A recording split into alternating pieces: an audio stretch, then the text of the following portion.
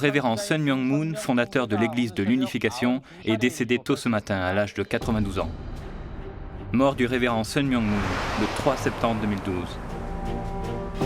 Le monde prend acte de son décès. Le cortège funèbre est très étendu. Des gens de toutes couleurs et nationalités, des dirigeants du monde entier, des membres de l'Église de l'Unification et des dignitaires d'autres religions sont venus offrir leurs condoléances. Un leader d'exception dépassant les couleurs de peau et les nationalités. Je me suis donné corps et âme toute ma vie pour un monde en paix. Prendre une part active au maintien de la paix. Revenons sur la vie du révérend Sun Myung-moon. Beaucoup ont loué ses efforts sans fin pour lancer un large éventail de projets au service de la paix dans tous les pays du globe et son zèle pour la réunification de la Corée. Centre mondial de la paix. Sur les instructions du révérend Moon, un centre international de convention a été construit à Pyongyang. À l'annonce de son décès, un autel de fleurs et d'encens est dressé en son hommage. Sang Taek-jang, vice-directeur de la défense nord-coréenne, et Yang Hong-kim, vice-directeur du Parti du travail pour l'unification, sont venus présenter leur respect au révérend Moon, au nom du président de la Corée du Nord, Kim Jong-un. Ils lui ont aussi décerné le prix national de la réunification. Le prix national coréen de la réunification, créé en 1990, a été décerné à Kim Gu, Yoon Hyun-yo, Ik Jae-ho, révérend Lee Kwan-moon et à d'autres. Il est à présent attribué à Sun Myung-moon. Pourquoi la Corée du Nord a-t-elle attribué cette distinction au révérend Moon? En 1991, le révérend Moon et la Corée du Nord ont établi un lien à rebours des tendances de l'époque. Le 6 décembre 1991, le révérend Moon arrivait à Pyongyang. C'était inhabituel, une figure connue se rendait en Corée du Nord qui l'accueillait. Le révérend était à Pyongyang pour un entretien privé avec le dirigeant suprême Kim Il-sung. Leur rencontre marquait l'actualité. Pourquoi ce voyage en Corée du Nord en 1991? La situation nord-sud est pour nous une préoccupation constante. Quand l'URSS et les pays du bloc communiste ont commencé à perdre leur influence, la guerre aurait pu soudain éclater entre les deux Corées. Dans l'espoir d'empêcher cela, le révérend Moon pensa qu'il était bon de rencontrer Kim Il-sung et d'en faire un ami. Sitôt arrivé en Corée du Nord, le révérend Moon rencontra les élites du parti au siège de l'Assemblée populaire suprême de Mansudae. Il y tint un discours osé. Des propos auxquels nul n'aurait pu s'attendre, et surtout pas Kim Bok-yoon, président du comité pour la réunification pacifique de la Corée et chef de la délégation nord-coréenne. L'idéologie Juche est une idéologie erronée, une idéologie inadaptée. C'était un propos très direct. Président Yoon, mes propos sont-ils incorrects? A-t-il demandé, comme s'il parlait à un élève de l'école primaire. Président Yoon, qu'en dites-vous? L'idéologie Juche peut-elle amener la réunification nord-sud? Et l'unification de niveau mondial? Non, impossible. Aucune possibilité par le Juche. Malgré l'attaque sans ménagement du révérend Moon contre l'idéologie Juche, Kim Il-sung lui fit un accueil chaleureux. À l'époque, la pression internationale grandissait pour inspecter le programme nucléaire nord-coréen. Les rapports avec le Sud étaient sensibles et délicats. Vu l'état de la question nord-coréenne, rendre visite à Kim Il-sung à ce moment-là serait tout sauf sûr et facile. Pourquoi la Corée du Nord fit-elle bon accueil au révérend Moon? Très certainement, la Corée du Nord voyait en lui un chef religieux de poids mondial.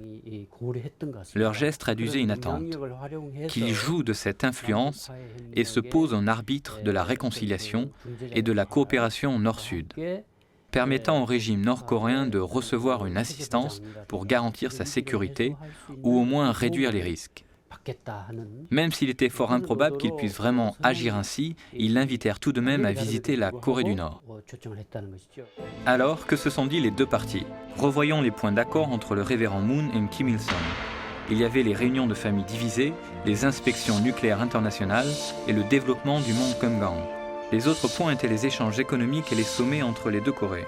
Bien avant sa visite en Corée du Nord, le révérend Moon avait œuvré depuis plusieurs décennies pour une fin paisible des divisions dues à la guerre froide. La révolution d'octobre 1917 abattit le pouvoir impérial russe et Lénine, une fois le régime communiste établi, entreprit très vite de lancer une organisation communiste internationale. Le communisme a gagné le monde. Nos révolutions réussiront dans de nombreux pays. Dans les années 1920, l'activité du Parti communiste chinois gagna le Japon et d'autres régions d'Asie. L'influence soviétique grandissait. Les efforts pour communiser d'autres pays étaient en plein essor. En 1945 débuta l'ère de la guerre froide, l'URSS rivalisant avec les États-Unis. Depuis, les Coréens endurent la division de leur pays. Dans les années 1960, le révérend Moon lance effectivement ses projets de victoire sur le communisme. Le Japon était la priorité du révérend. Il décréta de transformer Jocheongnyeon. Cette organisation coréenne basée au Japon sympathisait avec le Nord et était alors très influente. Les membres de Jocheongnyeon voyaient en la Corée du Nord leur patrie. Or, ce groupe, loin d'être négligeable, regroupait environ 290 000 membres, animés de sentiments hostiles envers la Corée du Sud.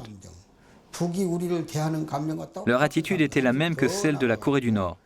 Mais ce groupe allait encore plus loin dans son hostilité. Les activités de victoire sur le communisme au Japon commencèrent à l'université Chosun, que la Corée du Nord avait fondée pour endoctriner les étudiants de la communauté Jocheongnyeon. Il tenait bien sûr les étudiants Jocheongnyeon sous un ferme contrôle, rendant la tâche très ardue. Il suivait le modèle de la révolution communiste, qui avançait très vite. C'était un groupe à l'idéologie très forte. La situation était d'autant plus périlleuse. Au Japon, le révérend Moon lança sa campagne de victoire sur le communisme. Sur le front idéologique au Japon, il donna des conférences et après avoir gagné des soutiens, il se mit à encourager les chefs de Jocheongnyeon à visiter leur patrie. Il créa l'organisation de victoire sur le communisme dans tout le Japon. Et il avait déjà donné 129 discours lui-même au Japon. Il voyagea d'est en ouest et du nord au sud, gagnant le Jocheongnyeon grâce aux membres japonais et les invitant à des séminaires aux États-Unis. Lors des rencontres, le révérend Moon abordait divers sujets. Pourquoi la démocratie est-elle une idéologie supérieure? Qui sont les Coréens? Le communisme, où est le problème? Et d'autres sujets, les convainquant de changer leurs attitudes et de visiter la Corée. Ils ne furent pas une poignée, mais plusieurs milliers. La délégation organisée par le révérend Moon, de Nord-Coréens résidant au Japon, visita la Corée en juin 1974. L'unité à échelle réduite est nécessaire pour l'unité à grande échelle. Tout est lié. Il ne s'est pas borné à la campagne de visite de la patrie, mais a continué. En consultant les archives, on voit que les dépenses de ces visites pour la paix de Jocheongnyeon en Corée avoisinaient finalement les 20 millions de dollars, environ 15 millions d'euros. Le travail de victoire sur le communisme commença dans les années 1960. La campagne la plus active eut lieu dans les années 1970. Grâce à la campagne très réussie au Japon, les soutiens allèrent en se renforçant. Cela a eu un grand impact sur la campagne de victoire sur le communisme en Corée. Le révérend Moon tint un rassemblement pour sauver la Corée en 1975, à Yeouido, une grande île du fleuve Han, dans Séoul. À cette époque, l'Indochine basculait dans le communisme. Il s'agissait de reconnaître la menace sur la Corée et d'y faire face résolument. Un rassemblement pour sauver la nation coréenne aura lieu sur la place de Yeouido. Participez au rallye le 10 juin, à 15h.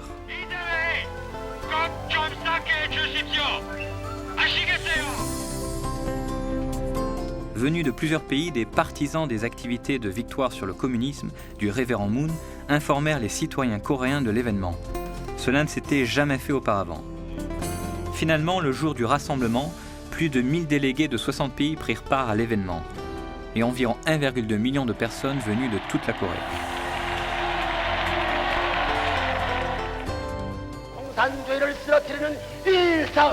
곧 하나님이 사원이 되는 것입니다.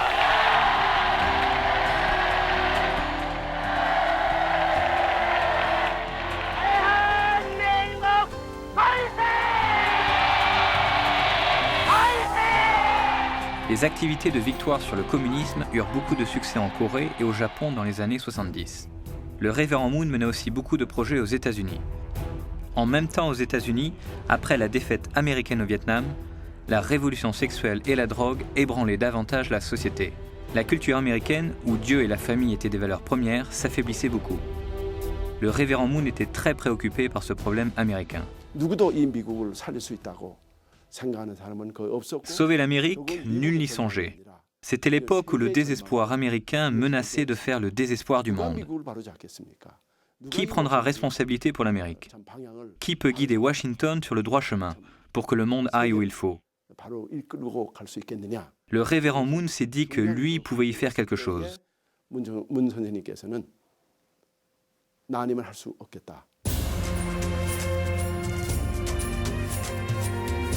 Dès le début des années 70, le révérend Moon devint très actif aux États-Unis. Cet évangéliste asiatique inconnu sillonna les États-Unis. Les Américains commencèrent à écouter son message. Il était temps que l'Amérique se réveille. Et son œuvre gagna des appuis dans tous les États-Unis. Cela attira l'attention de la presse.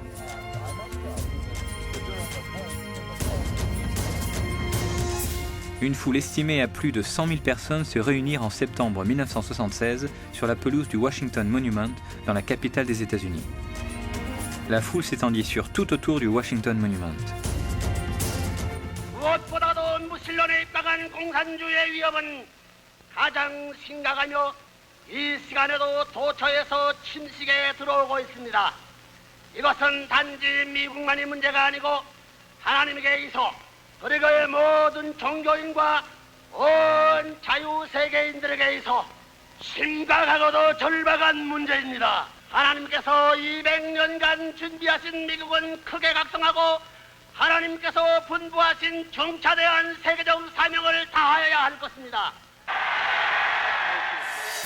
D'une voix forte, le révérend Moon exhorta l'Amérique à se ressaisir idéologiquement. Chaque rassemblement attira les foules. L'impact sur la société américaine fut réel.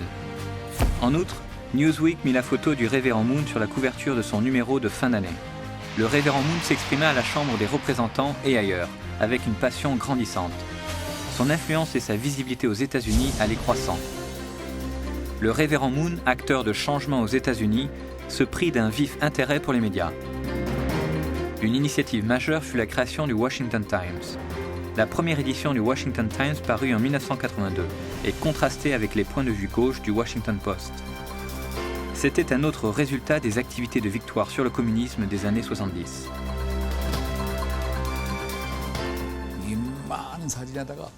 Il y avait une photo vraiment grande avec en gros titre « Le News World prédit un raz-de-marée pour Reagan ». Je suis allé voir Reagan avec une copie du journal. Tous les médias majeurs ont prévu en 1980 une élection présidentielle très juste. Cependant, le révérend Moon a prévu la victoire de Reagan. Et le News World était le seul quotidien qui a prévu un raz-de-marée pour Reagan. Le révérend Moon croyait qu'une victoire de Reagan, un conservateur, était décisive pour mettre fin au communisme. Baptisant sur cette base, le Washington Times, fondé plus tard par le révérend Moon, se positionna résolument comme un journal conservateur. Ce ne fut pas toujours populaire, mais votre voix a porté. Vous êtes arrivés comme moi à Washington au début de la décennie la plus décisive du siècle. Ensemble, nous avons retroussé nos manches pour nous mettre à l'ouvrage. Et oh oui, nous avons gagné la guerre froide. Quand ça va mal, plus encore que quand ça va bien, le conservatisme doit se faire entendre dans les médias. Ce n'est pas toujours aisé. Ce n'était pas facile quand le Dr Moon, fondateur du Washington Times, s'est lancé. Ne pas remercier pour sa vision le révérend Moon qui a lancé le Washington Times et d'autres journaux serait une négligence. Sans lui, il n'y aurait pas de Washington Times, et il me semble juste de lui rendre hommage. En 1989, le mur de Berlin est tombé. La chute du bloc communiste a confirmé les prédictions du révérend Moon. Le révérend Moon se rendit en URSS en avril 1990. L'URSS n'avait pas de lien diplomatique avec la Corée du Sud à l'époque. Le communisme était alors en perte de vitesse dans une URSS en pleine réforme.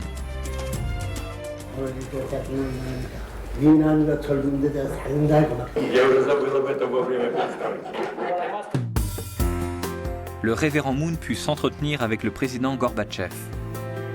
Il offrit un soutien appuyé à ses politiques réformistes de perestroïka et glasnost.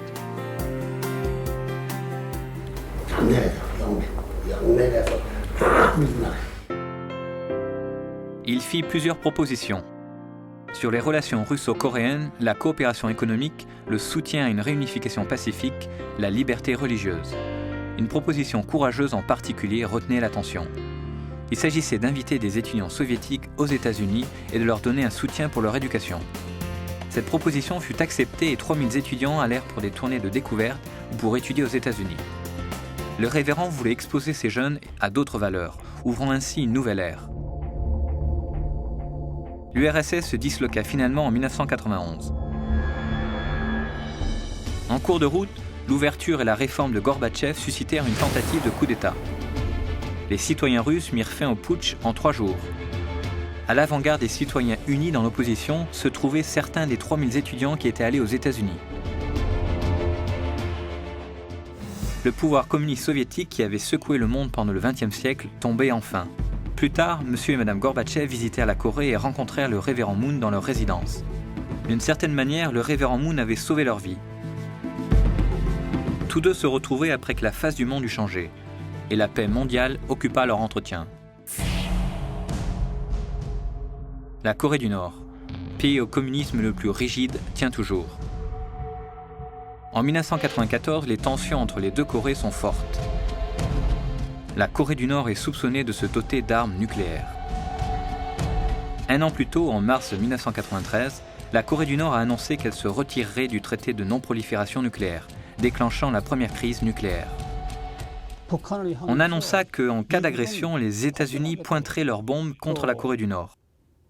Une délégation nord-coréenne vint à Panmunjom et menaça Séoul, amenant la tension au seuil de la guerre. L'AIEA mena des inspections nucléaires en Corée du Nord. Or, les résultats des inspections n'étaient pas concluants et l'agence demandait un examen approfondi des installations. La Corée du Nord y était fortement opposée. Young-sung Park, qui était à Séoul à l'époque, tout en œuvrant à préparer une réunion au sommet entre Kim Il-sung et Kim Young-sam, déclara que Séoul deviendrait un enfer. Séoul n'est pas loin d'ici. Si la guerre éclate, Séoul sera un enfer. Même M. Jong aura du mal à survivre. Vous êtes sérieux? Vous nous voyez assis là à ne rien faire? C'est un point qui mérite discussion. Est-ce une menace de guerre? Dans une situation qui aurait facilement pu déclencher une guerre, le révérend Moon a encouragé la diplomatie parallèle et les ouvertures de diplomatie de citoyens. Par exemple, il parraina un séminaire de paix Nord-Sud pour les étudiants et les jeunes. À Pékin, en Chine, les étudiants ont ouvert une porte de réconciliation entre les deux Corées à un moment où les deux pays ne communiquaient plus. Dans un contexte très sensible, la conférence attira l'attention internationale. Les étudiants de Corée du Nord et du Sud évoquèrent le chemin de l'unification pacifique. Ils traversèrent la Chine ensemble, créant des liens d'amitié. Le séminaire de paix Nord-Sud pour les étudiants et les jeunes comportait aussi divers événements sportifs et des événements d'échange culturel. Il y avait du temps pour chanter et parler. Après leur expérience commune, les étudiants du Nord et du Sud s'unirent. Leur message de paix à leur pays était qu'il n'était pas nécessaire d'entrer en guerre. Les jeunes du Nord et du Sud pouvaient trouver l'unité et leur point fort était d'exprimer leurs vœux de paix et d'unification. Ils mirent toute leur énergie à dissiper l'esprit de guerre. À plusieurs occasions, lorsque la situation sur la péninsule coréenne est devenue tendue, le séminaire de paix des étudiants du Sud et du Nord a offert un modèle pour réduire un peu la pression. Dans les moments de crise comme la situation internationale ou le problème nucléaire nord-coréen, le révérend Moon n'a jamais relâché ses efforts pour l'unification. Il a sans nul doute été un catalyseur pour une atmosphère propice à la réconciliation et la paix nord-sud. La menace de guerre étant passée, le Nord et le Sud reprirent le travail d'approche pour une réunion au sommet. Mais rapidement, en juillet 1994, avec la mort de Kim Il-sung, les rapports Nord-Sud entrèrent dans une nouvelle phase. 북한 김일성 주석이 어제 새벽 2시 사망했습니다. 위대한 수령 김일성 동지께서 1994년 7월 8일 2시에 급병으로 서거하셨다는 것을 가장 비통한 심정으로. La Corée du Nord avait perdu son cher leader. La Corée du Nord était en état de choc. Les funérailles de Kim Il-sung montraient bien l'impact de sa mort sur les Nord-Coréens. Les citoyens nord-coréens étaient en plein désarroi. Toute la ville de Pyongyang était figée. La situation faisait les gros titres. On ne savait pas quel type de changement attendre. Le révérend Moon avait maintenu des liens cordiaux avec le Nord après sa visite. Le décès soudain de Kim Il-sung risquait de refermer la porte des échanges mutuels. Le révérend envoya Po Hee-pak, président du Segye Times, le représenter aux funérailles et offrir ses condoléances. On avait encore des choses à faire ensemble. Encore un peu plus de temps et la situation sur la péninsule coréenne aurait pu beaucoup progresser. Des délégations de nombreux pays vinrent en Corée du Nord offrir leurs condoléances. Tel est le protocole normal lors du décès d'un chef d'État. Mais le gouvernement sud-coréen décida de n'envoyer personne. Les Nord-Coréens y virent une insulte. Mais le révérend Moon envoya une délégation. Je dirigeais alors le Segye Times. Je ne voulais pas qu'on aille m'accuser d'être allé en secret, en ma qualité de président d'un quotidien, en Corée du Nord. Je visitais donc le ministre de la Sécurité nationale. Il ne me reçut pas en personne, mais je vis le vice-directeur du département. Il me dit « Nous ne savons rien de la santé de Kim Jong-il. S'il va mal et peut disparaître à tout moment, ou s'il a l'air en bonne santé, on ne sait rien de lui. Quelqu'un doit évaluer la situation sur place pour nous. Si vous pouvez faire une visite de condoléances, si vous pouvez visiter la Corée du Nord comme président d'un quotidien, cette visite aura notre aval. Du point de vue du ministre de la Sécurité nationale, c'est très bien.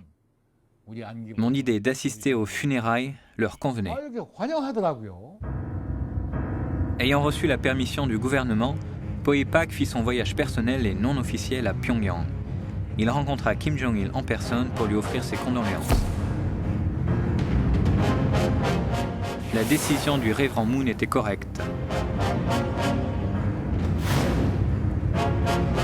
Rappelant les bons liens avec Kim Il-sung, il exprima le vœu de poursuivre l'entente. Mais il essuya les dures critiques de la presse sud-coréenne. Je devais tenir une conférence de presse, or quelqu'un demanda à me voir 5 minutes avant. Je demandai qui était-ce et appris que c'était un homme du ministère de la Sécurité nationale, avec qui j'ai encore des liens étroits. Nous n'avions pas de raison d'être ennemis. Il s'assit en face de moi et je lui demandai pourquoi il était venu.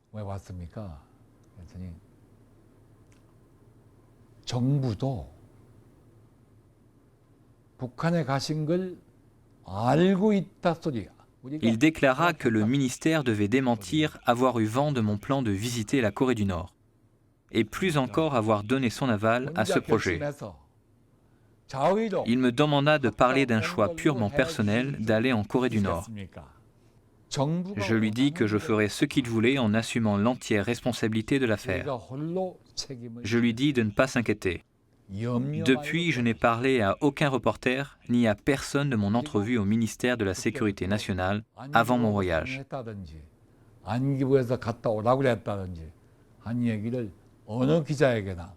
J'évoque ce secret pour la première fois.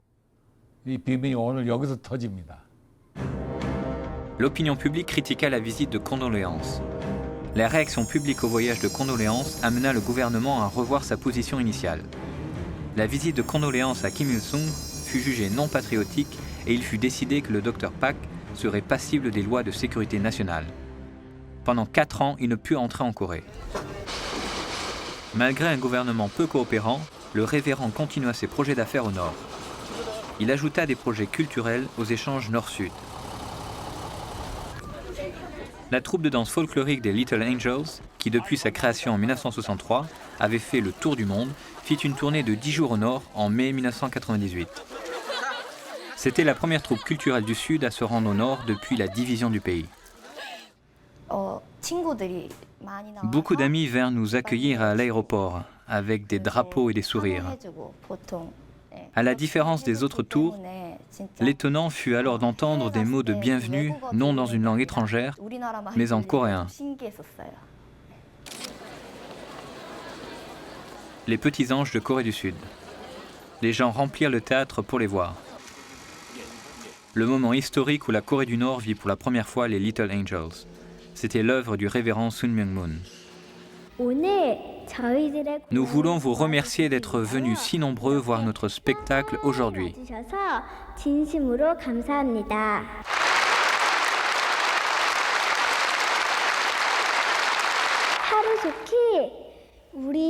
Nous espérons une réunion aussi rapide que possible de nos deux pays pour vous revoir souvent.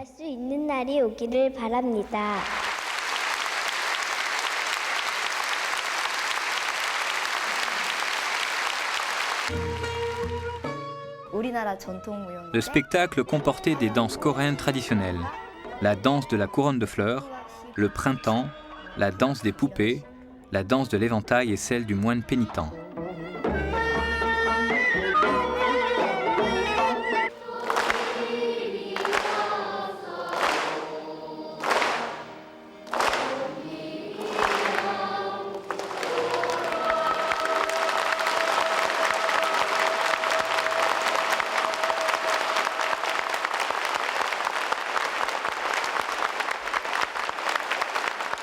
Plus qu'un spectacle de danse, l'événement ouvrait un nouveau chemin vers l'unification.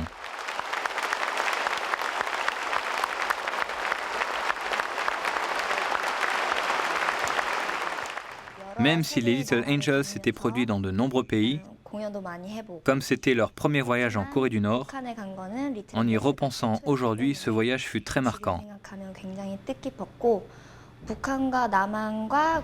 Ce qu'il marqua fut le début des échanges culturels entre les deux Corées.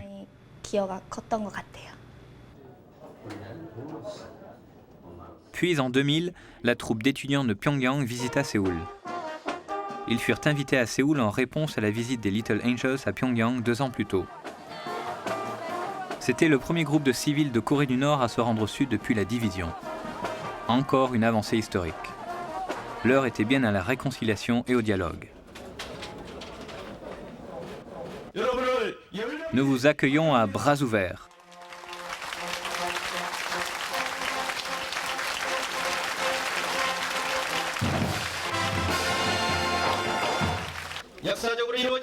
Avec l'objectif de jeter les bases d'un sommet nord-sud, le spectacle de célébration offert par la troupe des étudiants de Pyongyang fut un tournant dans le développement d'échanges culturels civils.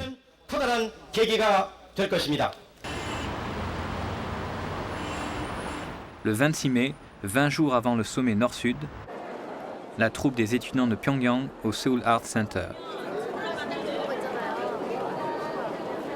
Ce spectacle donné à Séoul par les étudiants de Pyongyang scellait un des points d'accord entre Sun Myung-moon et Kim Il-sung, aller vers des échanges culturels.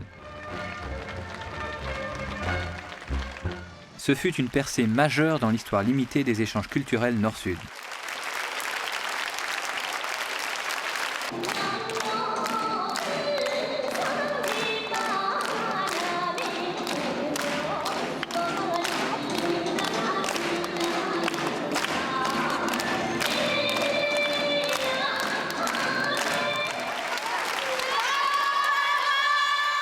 Ce spectacle réussi toucha le public. On sentait la possibilité d'arriver à unir le Nord et le Sud.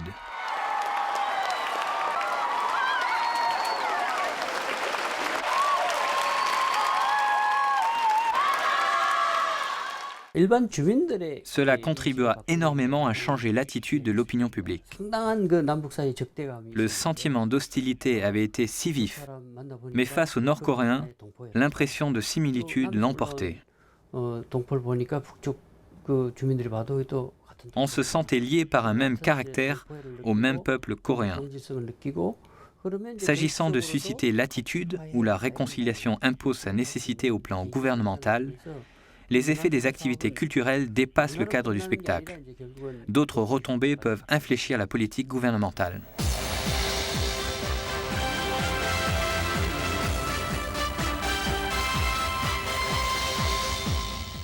오늘 남과 북은 이렇게 민족을 향해 또 전 세계를 향해 남북한의 정상이 평양에서 만나기로 했다고 알렸습니다. Dans la foulée, l'ex-président Kim Dae-jung et le chef de la défense nord-coréenne Kim Jong-il terrent un sommet à Pyongyang.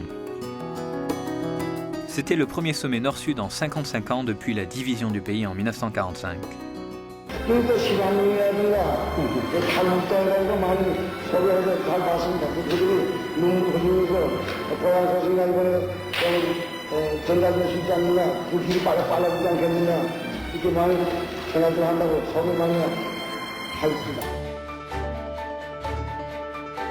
Le sommet déboucha sur la signature d'une déclaration commune Nord-Sud. Contenu de la résolution commune Nord-Sud. Réunion des familles divisées et échanges civils. Ensuite, réunion entre les familles divisées, excursion touristique au Mogamgang, vrais partenariats commerciaux civils. Formation continue pour les autorités du Nord et du Sud, normalisation des liens entre la Corée du Nord et les États-Unis et le Japon. Depuis la division de la péninsule coréenne en 1948, c'était le premier face-à-face entre les chefs des deux pays. Ce ne pouvait qu'être une occasion historique. Après le sommet Nord-Sud, les co-entreprises économiques Nord-Sud commencèrent officiellement. Or, le révérend Moon en avait déjà lancé avec le Nord. Pyeonghwa Motors faisait partie de ces entreprises en joint venture.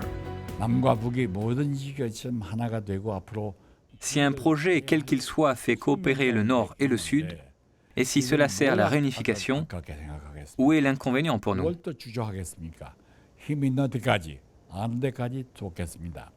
Est-il préférable d'attendre qu'il soit plus fort ? Mais l'industrie manufacturière, en fait, l'automobile est centrale dans l'industrie manufacturière. Elle en est le cœur. Il faut en effet des dizaines et des centaines de pièces pour faire un véhicule. Et d'autres usines sont nécessaires pour les fabriquer. D'où un développement rapide de l'industrie. Pyeonghwa Motors a ouvert en Corée du Nord en 1998. Le chef de la défense nationale Kim Jong-il et les hauts dirigeants nord-coréens accueillirent le lancement d'une usine automobile.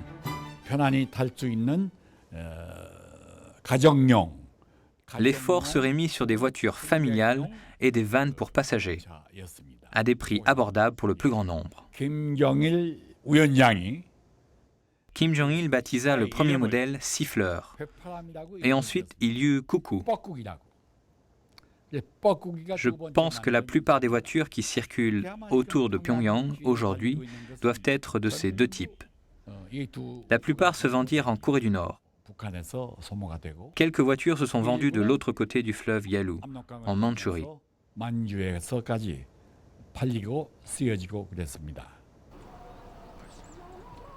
Le révérend Moon a investi dans l'hôtel Potongang, qui est un des meilleurs hôtels de Pyongyang.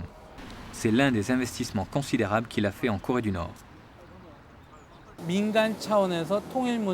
L'apport du secteur privé et les discussions avec le Nord sont nécessaires pour résoudre le problème de l'unification.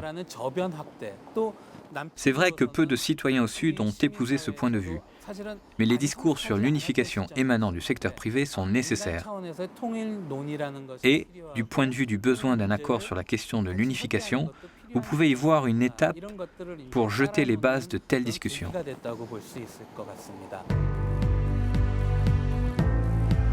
Par une vie consacrée à des activités pour la paix mondiale dans de nombreux domaines, le révérend Moon a cherché l'harmonie des religions, le soutien à l'éducation, le travail pour le droit des femmes, la question de la pauvreté. Son œuvre pour la paix mondiale a touché de nombreux domaines. Comme guide spirituel, le révérend Moon s'est toujours soucié des problèmes religieux. De nombreux points du globe restent en proie à des conflits aux motifs religieux. Depuis les années 1960, il appelle les religions à œuvrer ensemble au service de la paix mondiale. D'où ses activités interreligieuses. 종교, 민족, 국가로서 편향을 갖은 기독교와 유대교와 천일교가 하나 돼가지고 천상을 한번 하지 않으면 안 된다는 게 그래야 모든 종교가 하나 돼야 된다. Le 11 septembre 2001, des terroristes islamistes commirent l'attaque suicide effroyable contre le World Trade Center. Le monde entier connaît encore des problèmes de ce type, dus aux différences idéologiques. Les activités interreligieuses du révérend Moon entendent résoudre ce genre de problème. Il a réuni les fidèles de chaque obédience religieuse pour les amener à dépasser leur vision et viser l'entente et l'harmonie. Beaucoup de fondations mises en place aux États-Unis se concentrent sur le Moyen-Orient et changer l'atmosphère par des activités liées à la société civile et aux ONG.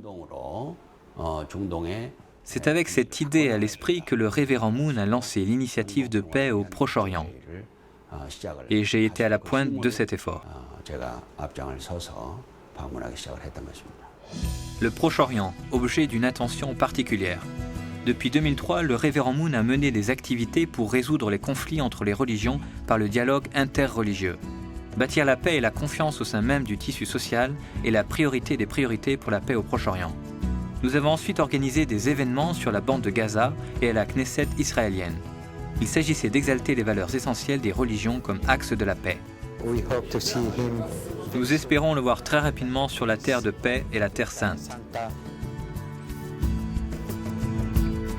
À cette reprise de septembre 2003 à mai 2004, des marches pour la paix eurent lieu en Israël, regroupant des guides de plusieurs religions, judaïsme, christianisme, islam, hindouisme, sikhisme et autres.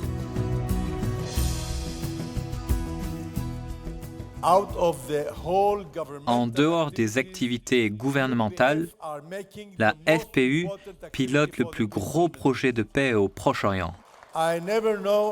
Je n'ai jamais entendu parler d'une autre organisation non gouvernementale ayant cet engagement. Cet effort massif pour rapprocher des gens de tout le Proche-Orient. Dépassant les barrières religieuses, ces gens se sont réunis en tournant leur cœur vers la paix mondiale. Ils sont venus émettre leur message de paix dans une zone de conflit. Environ 3000 artisans de paix de diverses religions et nationalités sont venus du monde entier en Israël, en réponse à un appel, participer à une œuvre de paix. Et ces 3000 sont tous ici maintenant, avec parmi eux quelques 60 anciens chefs d'État. C'est la plus grande délégation étrangère de l'histoire visitant Israël et la Palestine. Dans le même temps, quelques 17 000 Palestiniens et Israéliens, épris de paix et dépassant les clivages religieux, se sont réunis au parc de l'Indépendance. La manifestation pour la paix a donc rassemblé un total de 20 000 personnes au parc de l'Indépendance de Jérusalem. Ensuite, des représentants des grandes religions ont pris part à une marche de paix en Israël en soutien aux efforts de paix et de réconciliation.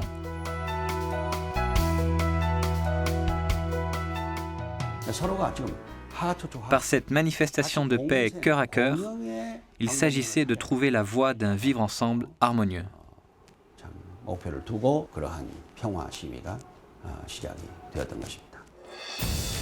Le révérend Moon a œuvré depuis longtemps à l'entente religieuse, voyant dans la lutte entre les religions une menace sérieuse pour la paix sociale. Le révérend Moon lança l'Assemblée des religions du monde en 1985 aux États-Unis et il poursuivit dans le monde entier son œuvre de coopération entre les religions. Fédérant de nombreux dirigeants religieux, ces activités leur donnèrent une chance de partager leurs préoccupations sur la voie à suivre par les religions. Le révérend Moon a soutenu beaucoup d'activités académiques et culturelles. En particulier, l'Académie des professeurs pour la paix mondiale tint congrès à Genève en 1985 sur le thème audacieusement prémonitoire de la chute de l'Empire soviétique. En pleine expansion communiste, cela attira l'attention des chercheurs du monde entier. Il a donné un espace où on pouvait se lier à des universitaires d'autres horizons, en ne s'arrêtant pas aux limites nationales, mais en allant vers l'international et en dépassant aussi les champs académiques. L'objectif commun était la paix pour toute l'humanité.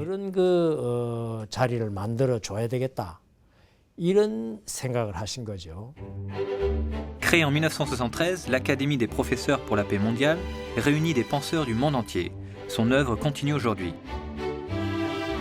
La Fondation culturelle internationale, née en 1968, soutient la recherche, des colloques et des publications sur des sujets d'intérêt international.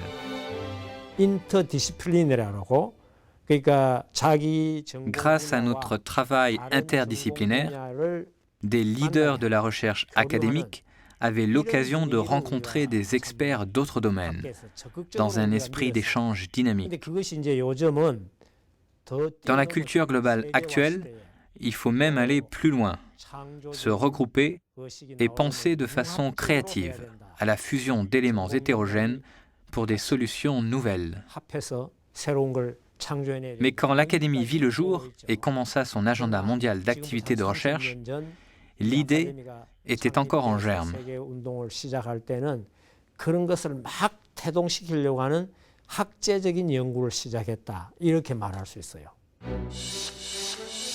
L'Académie des professeurs pour la paix mondiale entendait résoudre les problèmes de société actuels, régler les conflits entre l'Est et l'Ouest, et par la recherche commune et les échanges académiques, faciliter la paix mondiale. Depuis ses origines, l'APPM a invité des prix Nobel à des colloques académiques tenus dans le monde entier.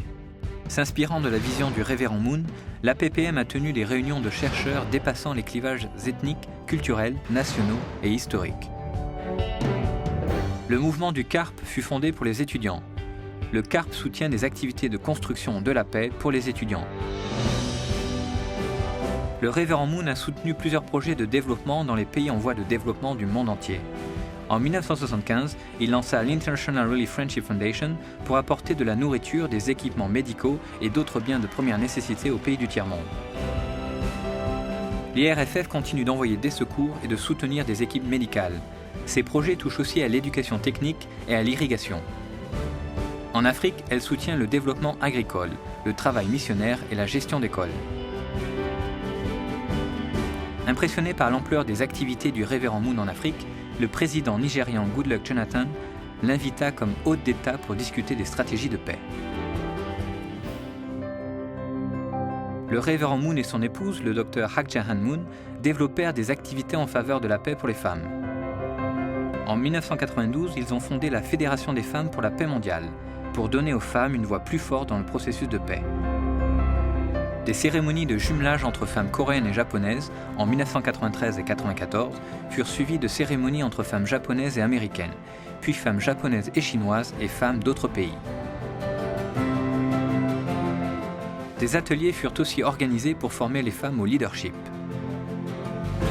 Le révérend Moon, convaincu que les femmes doivent jouer un rôle éminent pour la paix mondiale, a promu le rôle des femmes dans le monde entier à travers des programmes tels que le Réseau mondial des femmes pour la paix. Des projets de ce type se poursuivent dans chaque région du monde et sont cités comme des modèles innovants d'activités pour les femmes. Alors que les femmes montent au créneau dans les efforts pour la paix mondiale, la FFPM a été reconnue par des figures éminentes, dont le secrétaire général de l'ONU, Ban Ki-moon. Ma vie au service de la paix, Sun Myung Moon. Une vie vouée à la paix mondiale et à l'unification. Par rapport à la vie d'autres individualités de l'histoire mondiale, ce que le révérend Moon a fait est hors du commun. Il nous a maintenant quittés. Qu'est-ce que l'on retiendra de lui ? J'ai un très grand respect pour le révérend Moon. Je suis très heureux qu'il veuille faire quelque chose de bien dans la vie, quelque chose de bon pour Dieu. Les activités du révérend Moon sont très importantes, particulièrement pour le renouveau de l'ONU.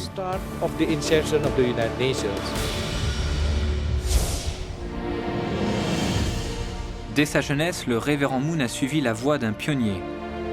Pour la réconciliation et l'unité, il a abattu les murs de la division. Reconnu ou pas, son engagement personnel avec la Corée du Nord a contribué au processus de réunification de la péninsule coréenne. Il a été un précurseur. À cheval sur 2 siècles, son œuvre a cherché à résoudre les conflits entre les peuples. Sa vie de 90 ans fut vouée à la réunification de sa patrie et à la paix. Même si son héritage est clair, il laisse derrière lui encore beaucoup de matière à réflexion et beaucoup à accomplir.